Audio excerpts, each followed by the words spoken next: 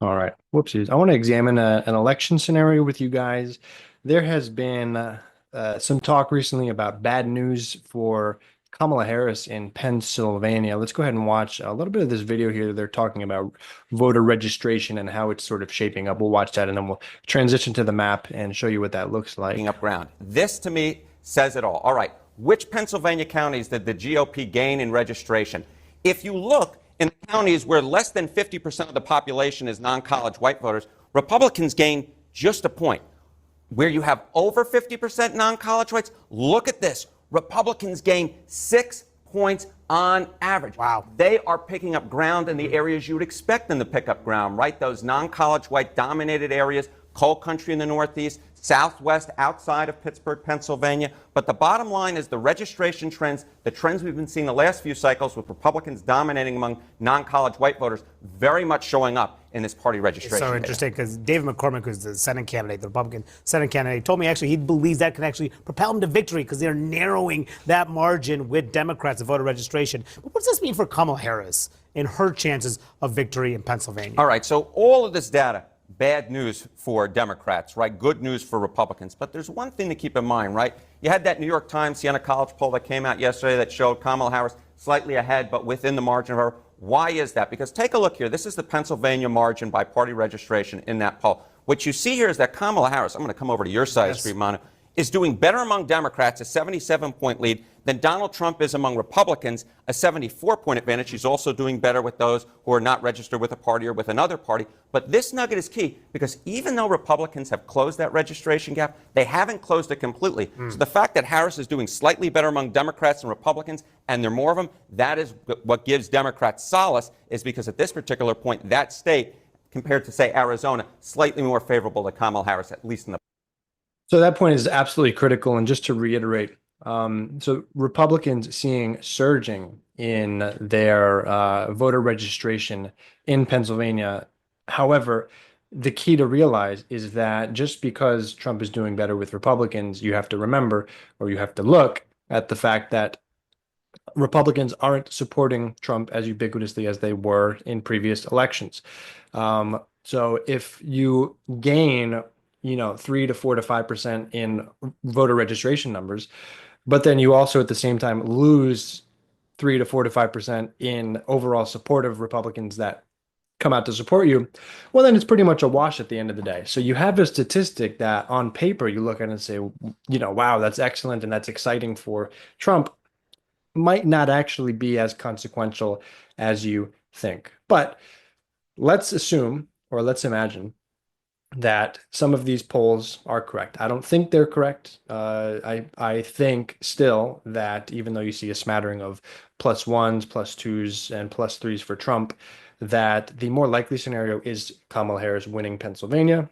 And that's because on the average of polls, when it was 2022, Fetterman versus Oz and other races, there was a 5 point swing in the direction of the Democrat on election day. So even though Trump has this lead as it stands, I don't think that Kamala will get a 5 point swing on election day.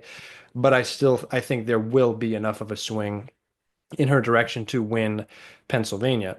So if we go ahead and reset this map back to square one and we look at some of the states that Kamala is doing slightly better in than others, you could say fairly, there's a lot of drama and uncertainty surrounding Michigan, but it's one of those stronger states. If you get the people to actually turn out, then Democrats shouldn't have a problem winning there.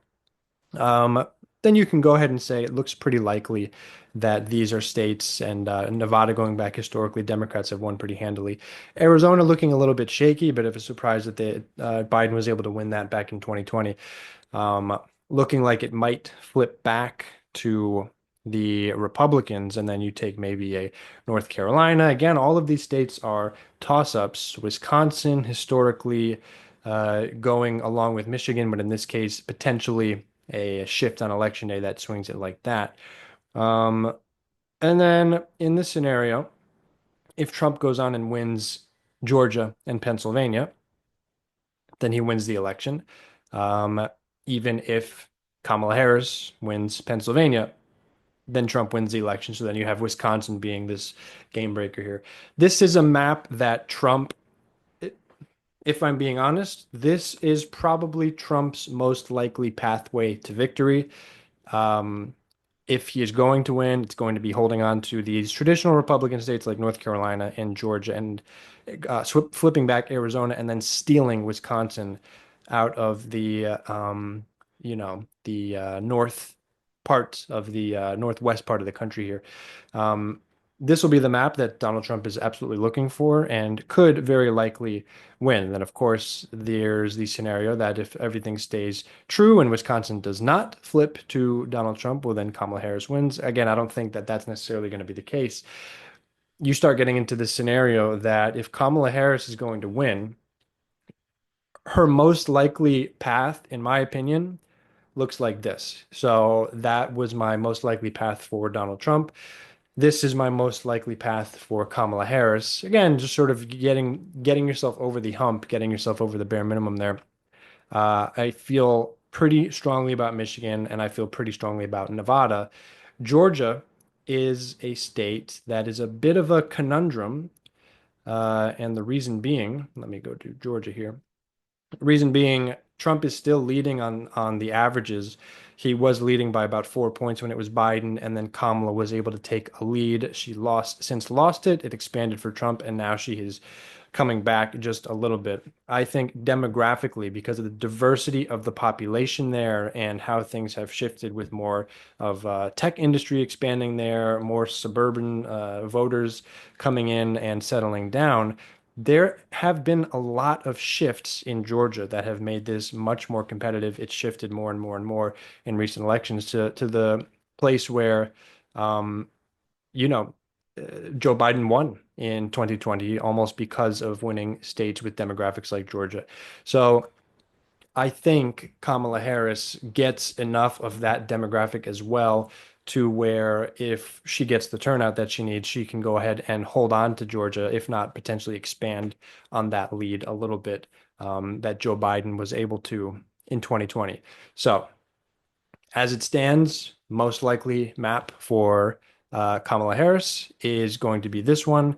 And to get to the same thing for Trump, his most likely map looks like this. So, um, yeah, literally a toss up, and it's probably going to come down to Georgia. And unfortunately, depending on how other states go, we're probably not going to know who's the winner on election day. So, buckle in and get ready for it. Please like and subscribe, and I will see you guys in the next one.